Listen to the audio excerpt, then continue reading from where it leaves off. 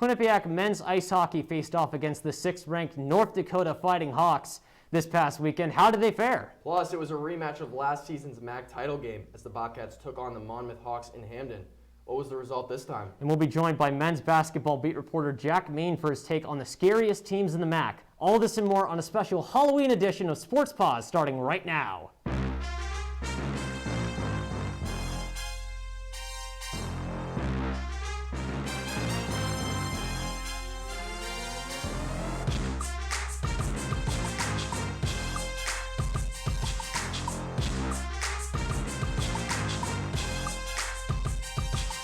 Welcome inside Studio 125 for a spooky edition of Sports Paws. I'm Clever Streich alongside my former EP boss, Ethan Logue. Ethan, this was a huge week in Quinnipiac sports. That's right, Clever. Men's and women's soccer team had some important MAC battles, and the Quinnipiac field hockey team had an absolute classic. That's right, and we'll just get to that in a moment. But first, we kick things off with a matchup 5 years in the making. Number 7 Quinnipiac taking on number 6 North Dakota in their first meeting since the 2016 NCAA National Championship game. Let's roll the highlight.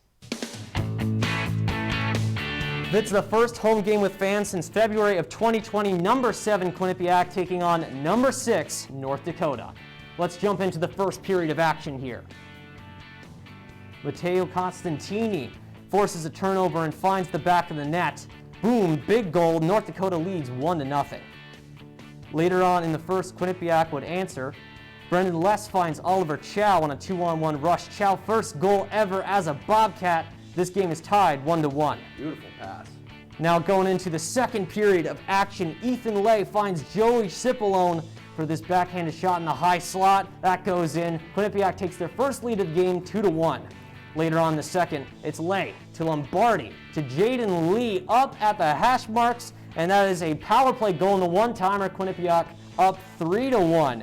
Now in the third period, Zach Metza. He's going to pass this puck over to Ty Smolonic, and the power play capitalizes again. 4 unanswered goals for Quinnipiac. It's showtime, folks. 4-1 in favor of the Bobcats.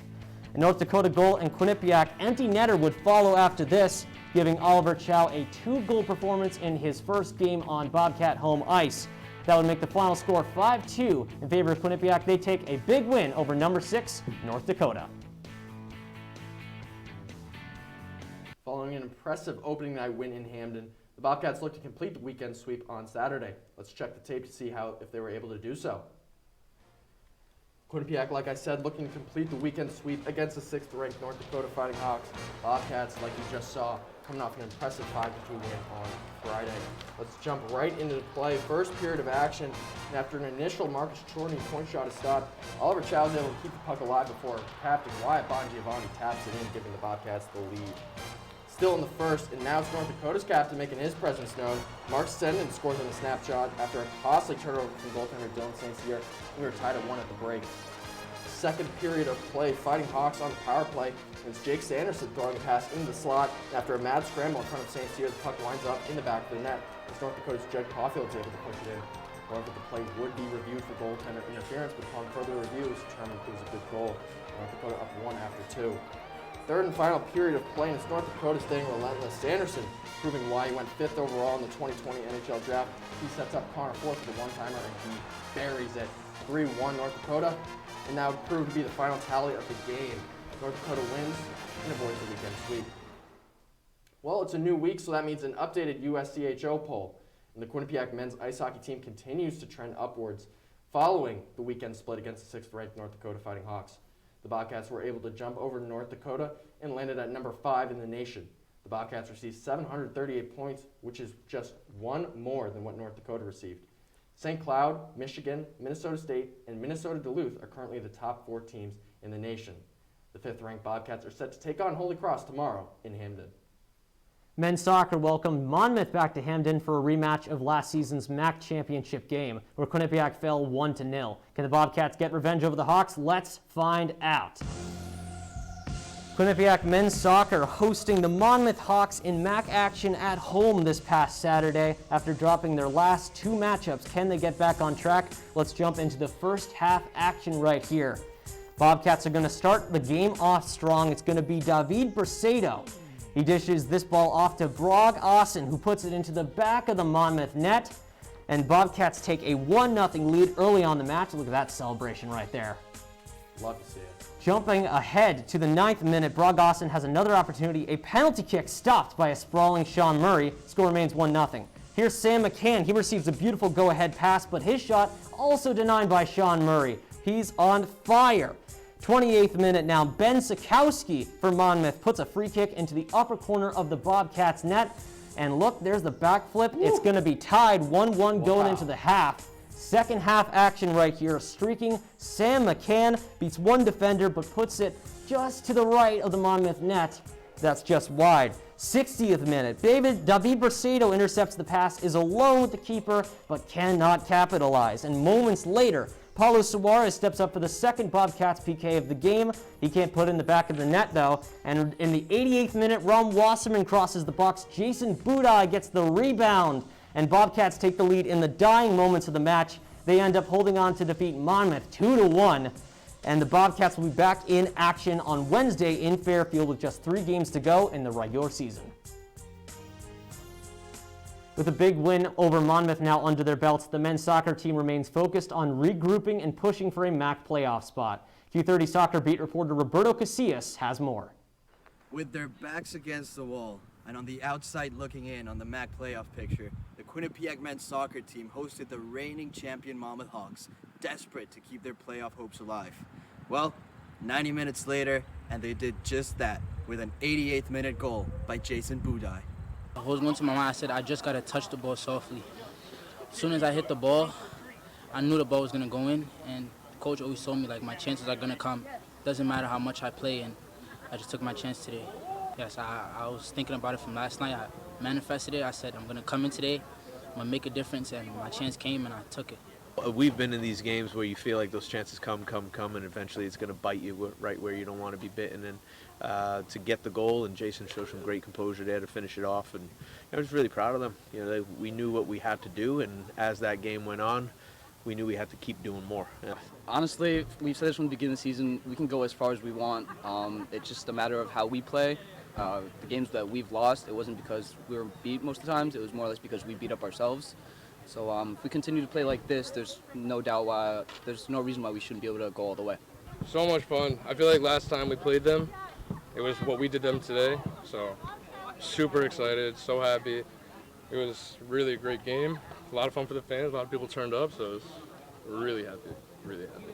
We were going into this game with the mentality of winning the next 7. So it's right. Is that what coach said? Yep. You heard it here. Today we finally got to see the team that many predicted would win the MAC championship before the season. It's a team filled with quality, and if they get hot, they can really make noise going forward. However, their coach is focused on only the next match. I don't know. We're going to go as far as Wednesday, and we're going to take Wednesday's match, and hopefully we get another positive result. That's what we want to play for. And then we're going to continue on from there. The Bobcats will now shift their focus to Fairfield on Wednesday as they try to get another must-win game to solidify their playoff hopes. Reporting for Q30 Sports, I'm Roberto Casillas. Thanks, Roberto. Now let's see where men's soccer places in the updated MAC conference standings. Marist sits atop the men's soccer standings. They hold a conference record of 5-2-1. Just below them in second are the aforementioned Monmouth Hawks, whose conference record sits at 5-2. The Bobcats currently find themselves in 8th place in the MAC after dropping 2 of their last 3 matchups. Now switching locker rooms, the Quinnipiac women's soccer team was in action Wednesday as they welcomed the Iona Gales into Hamden for a MAC matchup. Let's see how they fared. And as you can see, the Bobcats fell to the Gales in Hamden by a final score of 2-1. Selena Salas opened the scoring for the Bobcats before Kadara Lewis and Kayla Thomas added 2 for the Iona. The Bobcats wildly outshot the Gales with a total of 20 shots, with 8 of them being on target, compared to Iona's 5, with only 4 being on the Bobcats' net. Quinnipiac also had far more opportunities on quarter kicks, with 11 to Iona's 3. And finally, it was an overall physical game, with there being 30 fouls, as well as 3 yellow cards and a red card between the 2 teams. Looking to rebound, the Bobcats traveled to Lawrenceville, New Jersey on Saturday to face the Rider Broncs. Quinnipiac was able to rein the Broncs back into the horses' stable as they shut out the Rider Broncs 4-0. Sophomore keeper Sofia Lospinosa recorded her second shutout of the year with 4 saves made, and 4 different players hit the score sheet for Quinnipiac, including junior Taylor Dowdell, who scored her first ever goal as a Bobcat. After going 1-1 during the week, let's take a look at the updated MAC women's soccer standings. The Bobcats currently sit in 3rd in the MAC and have already guaranteed a berth in the MAC playoffs. As you can see, the Bobcats currently hold an impressive 7-3 conference record, as well as an overall record of 12-4. Monmouth is atop the MAC as usual and have already clinched the MAC regular season title with a conference record of 7-1-1, as well as an 11-4-1 overall record. Niagara, Siena, and Fairfield are your other top 5 teams in the MAC. The Bobcats will wrap up their regular season against Fairfield in Hamden on Wednesday. Well, it's time for our first break of the evening, but don't go anywhere, as we will be joined by the one and only men's basketball beat reporter Jack Main to preview the scariest teams in the MAC this season. And we'll have the latest updates on the Quinnipiac volleyball team. You won't want to miss it.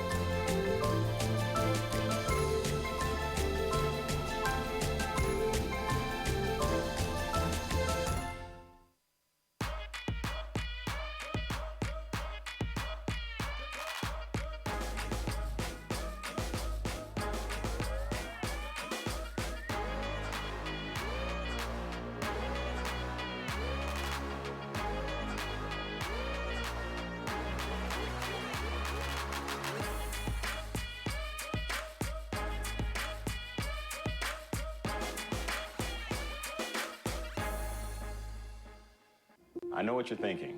I need a job. I need a new career. Well, I've been there. I've been there. I've been there. I wasn't happy with what I was doing. After high school, I didn't have a plan. I just wanted to start working. I got laid off twice, but you gotta keep going. You just need the right skills. Find an apprenticeship. I found a 2-year IT program. I found a medical course online. I'm now a consultant in the tech space. You have more options than you think. You can do this. You will find something. You will find something new.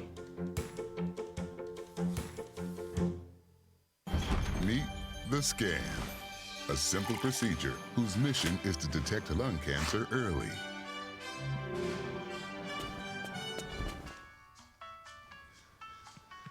I'm here to save you. But I feel fine. That's great, but you may still be at high risk for lung cancer. Oh man, that's a new fence. If you smoke, early detection could save your life. Learn more at savedbythescan.org. Welcome back to Sports Paws. We appreciate you sticking with us on this Monday evening. We are now joined by the man himself, Quinnipiac men's basketball beat reporter Jack Main. And Jack, being that Halloween is right around the corner, I feel as though it is only fitting that he should talk to us about the scariest teams in the MAC this season.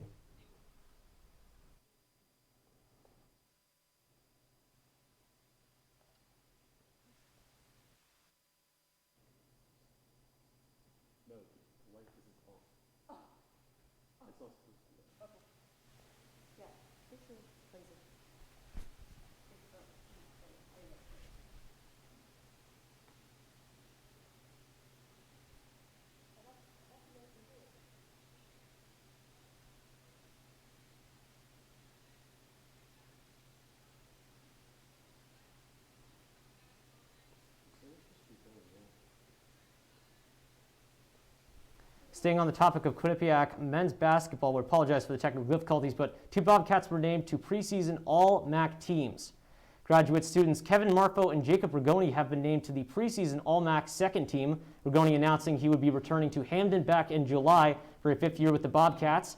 Rigoni led the Bobcats in both points per game with 11.8 in rebounds and 6.3 per game. Graduate student Kevin Marfo also makes his much-anticipated return to Hamden this year following a 1-year stint at Texas A&M last year. Rigoni led the entire nation in rebounds per game in 2019-20, his most recent season with Quinnipiac. And the MAC recently also announced the results of this year's women's basketball preseason coaches poll, and Quinnipiac has been voted at number 1. The Bobcats have been named to the top position in the poll unanimously after receiving 115 votes, including 6 first-place votes. This bumps up the Bobcats by 1 spot from last season's poll, where they were tied for second place with the Fairfield Stags. However, this is not the only accolade for Quinnipiac during this year's preseason awards, as you can check this one out. Senior guard Mackenzie DeWeese and junior forward Michaela Morris have been named to the All-MAC preseason first team. DeWeese is the reigning MAC Player of the Year after last season, where she finished 6th in the MAC in points and 1st in field goal percentage, and Morris is the reigning MAC Defending Player of the Year after a sophomore season where she led the MAC in rebounds. Another preseason accolade was also given to Rose Cavalry, as she was named the All-MAC preseason third team. The Brick, New Jersey native earned All-MAC third team honors last season as well and was a 2-time MAC Player of the Week. Now making the drive down from the People's United Center to the Bird-Con Court, the Quinnipiac volleyball team squared off against the Niagara Purple Eagles in a crucial MAC matchup. Excuse me, that's Canisius Golden Griffs, my apologies. Quinnipiac currently sitting at 5-6, Canisius at 6-4. Quinnipiac in game number 3 of their 7-game homestand. Bobcats already played the Golden Griffs earlier this season. Now, get familiar with Lexi Moore. She's one of the 2 Quinnipiac middle blockers smiling here, knowing she's about to have a big day. First play of the game is Morse's first kill of the game. Credit Chloe Kahaanui with the assist. Same set, Kahaanui goes back to Morse 2 plays later to get the kill. Morse would finish the first set with another kill after that. You'll see another ISO shot here. Another player you need to know, Georgia Sleppy, one of 2 Greek hitters on Quinnipiac. And on this play, Sleppy saw the hole in Canisius and killed it. A few plays later, Sleppy attacks right side, hitting the ball at the Canisius blocker for another kill.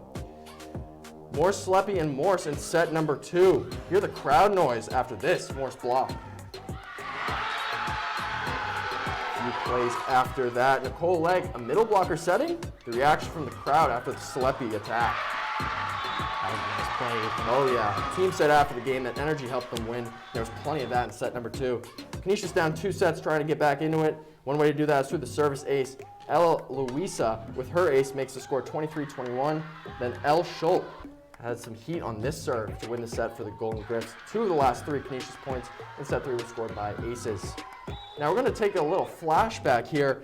Remember when Morse had the first kill of the game back in set number 1? Well, make sure to keep that in mind for this next clip you're about to see. Score now 24-21. Morse, she didn't get the kill right there. Game continues. Morse does make the block though. Olga Zampati dives on the floor for the dig. Kahaanui sets up Morse in the middle for the game winner. Morse finishes the contest with the first and last kill of the game. Bobcats take the season sweep over the Golden Griffins. After their 4th-set victory over the Golden Griffins, the Bobcat welcomed Niagara to the Bird-Con Court on Sunday. Can they continue their winning ways? And indeed they did. The Bobcats pull out a second straight 4-set victory, downing the Purple Eagles 3-1. And it was Legg Power leading the way for Quinnipiac. Senior Nicole Legg leads the teams with kills with 14. Olga Zampati and Lexi Morse would also hit double digits in kills as they each registered 11. After Quinnipiac's victory against the Purple Eagles, the Bobcats believe they have found the new momentum and chemistry. Q30 volleyball beat reporter Gage Kilborn has more on the story. The Quinnipiac women's volleyball team took down Niagara 3-1 today and have now won 3 straight games. Going forward, Kyle Robinson believes it's about the team chemistry building. Yeah, and that's where we always fall into that trap in the beginning of the season. Like we're always trying to find these combinations early on. Which is probably a downfall of me as a coach. Like I'm always aware that time is the enemy, and time is always going to kill us. So we're always looking for these combinations and mix and matching things and trying to figure it out. And it doesn't always lend to really building that chemistry right away.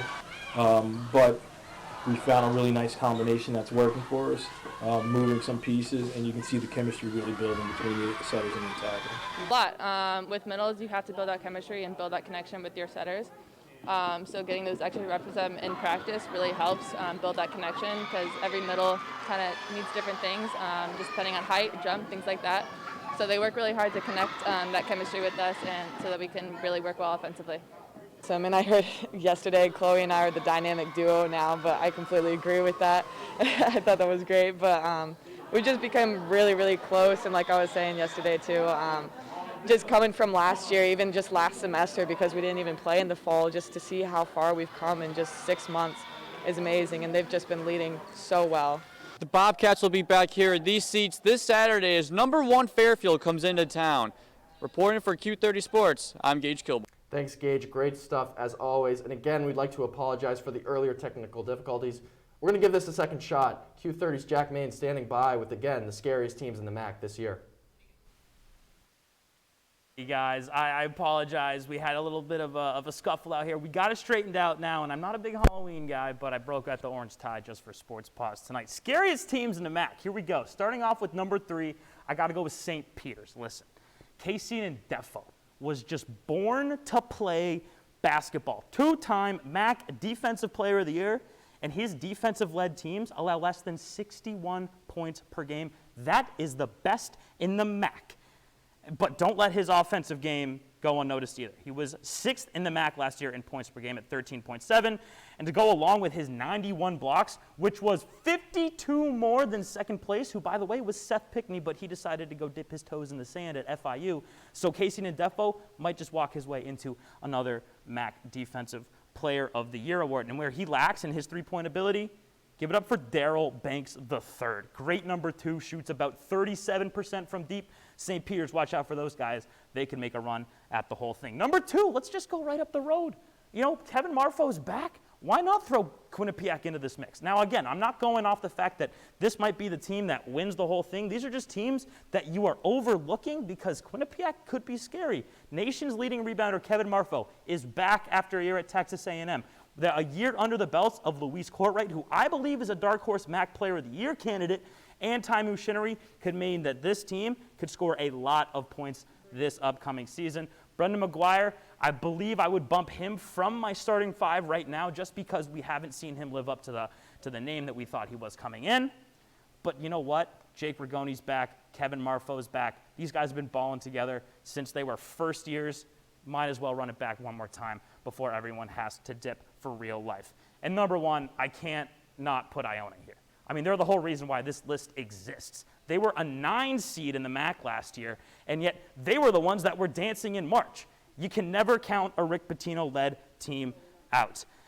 They had the biggest, what I like to call margin, which is the difference in points per game that you score and your opponent's points per game, which is how many points you prevent.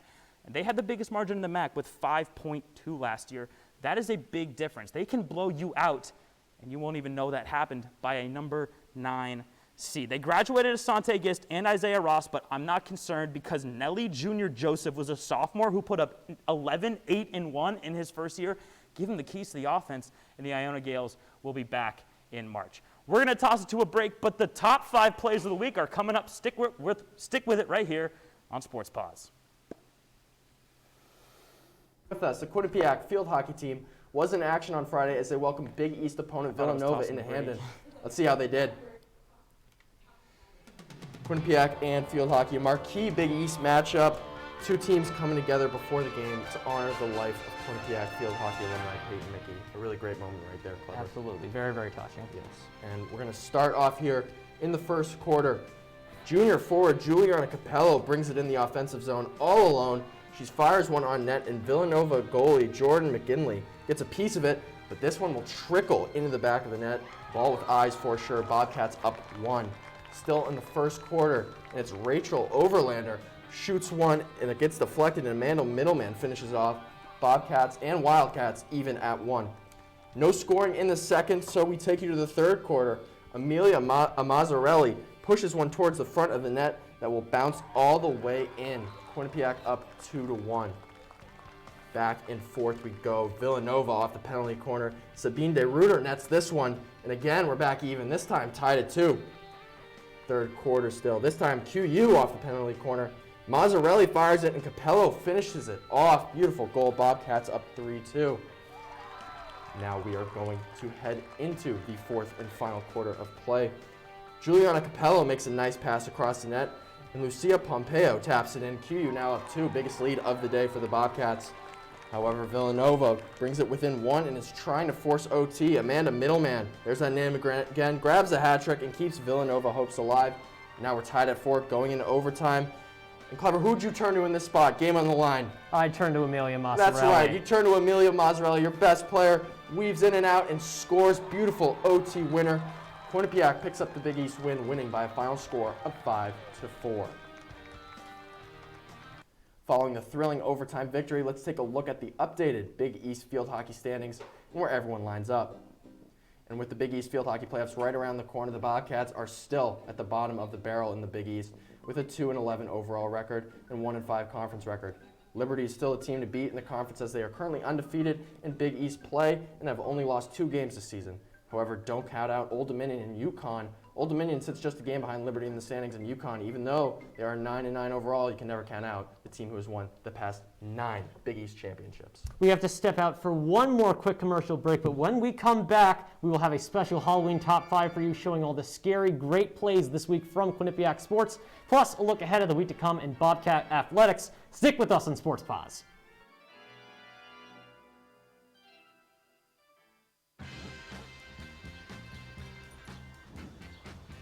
When we adopt a shelter pet, we discover they're a unique mix of all kinds of things. Come on, Jules, spot on this last one. There it is.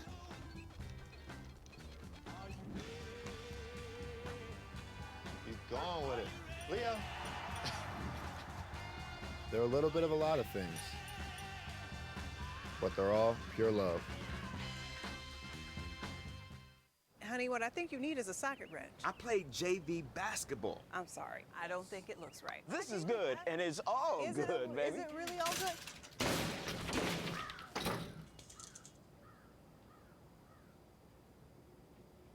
If you love me enough to routinely test your handyman skills, not to mention the strength of your marriage, then of course you'll visit nhtsa.gov/therightseat to make sure I'm in the right car seat.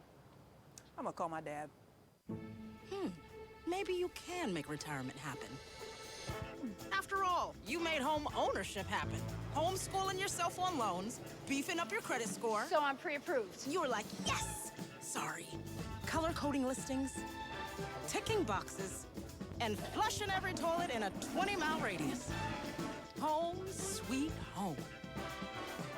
You aced house hunting. Now get the tips you need to get on track at aceyourretirement.org. Type 2 diabetes can have a big impact on your life, but how can it be prevented? Well, the first step is knowing if you have prediabetes, a serious medical condition that puts you at high risk for type 2 diabetes. 1 in 3 American adults has prediabetes, but more than 80% don't know they have it. The good news is, prediabetes can be reversed, and for many people, healthy changes in their daily routine can make a big difference. Take the 1-minute risk test today at doihaveprediabetes.org. Welcome back to Sports Paws and Q30 TV. Let's jump in by taking a trip down to Beantown. As Quinnipiac Rugby was taking on Northeastern on the road. Let's see how this one turns out. Bobcats dominating over Northeastern, 101-7. What a statement win. Leading the way for Quinnipiac is Libby Moser, the junior from Indianapolis, Illinois, recording 5 tries in the game. 12 different Bobcats tally at least 1 try during the match as Quinnipiac picks up 17 unanswered tries in a row before Northeastern would finally get on the board with 5 minutes remaining. And after this blowout win against the Huskies, let's take a look at where the Bobcats find themselves in the updated NYRA Rugby standings. As of now, Harvard and Dartmouth lead the conference. They continue to build on their undefeated 5-0 seasons. Just beneath them are Army and Brown, and the Bobcats sit next in 5th place out of the 8 teams, the same with a record of 2-4. Ethan, you know what time it is? It's time for Top 5, and I got an idea. Let's do a Halloween-themed, scariest, best plays this week. Why not? I'm feeling festive. Let's get into it. Top 5. Here we go.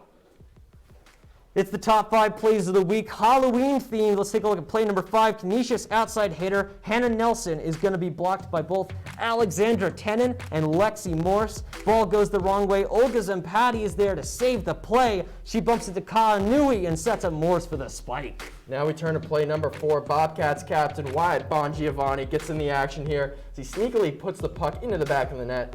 Now we're going to slow this one down for you. Let's take another look at this one. Marcus Chorney sends a shot at North Dakota goalie Zach Driscoll. Driscoll can't find the puck, and Bongiovanni makes him pay. Forward Stella Titmayer and finds the standout first-year Amelia Massarelli for play 3. Massarelli makes the defender bite and runs right by her. She shoots and scores the game-winning goal in OT. We head back to the ice for play number 2. 2 Bobcats on 2 Fighting Hawks. Brennan Less and Oliver Chow play the puck back and forth to each other. Les sends the puck across the entire ice, and Chow is able to tap it in. for the goal, his first goal in a Bobcat sweater. That was a beautiful play, but let's get into the scariest play of the week. Bobcats looking for the go-ahead goal in men's soccer. Ron Wasserman crosses it inside. Jason Budai is there. Trick or treat. Let's look at this finish one more time from Budai. He gets a treat right there with the ball landing right in front of him. That's a full-size candy bar if I've ever seen one, and he does not miss. And that's your top 5 plays of the week. Love the word association, Clutter. Well, that certainly got me spooked. There's some scary good plays this week, that's for sure. Now let's take a look at the Quinnipiac teams in action in the upcoming week. And as you can see on your screen here, some big games tomorrow. Men's ice hockey taking on Holy Cross at home, and then a big MAC soccer matchup, Quinnipiac and Fairfield on Wednesday. And then we got field hockey, Quinnipiac on the road against Providence, and women's ice hockey, they start their ECAC slate as they take the road against Brown. Well, that is all the time we have for tonight's special haunted edition of Sports Paws. Be sure to follow us on Twitter at Q30 Sports, and you can find even more of our content at Q30TV.com. Be sure to download the Q30 app, which is now available on the App Store and Google Play. For every one of us behind the scenes, we wish you a happy Halloween. We thank you for watching. For Reef and Logue, I'm Clever Streich. Good night from Hamden.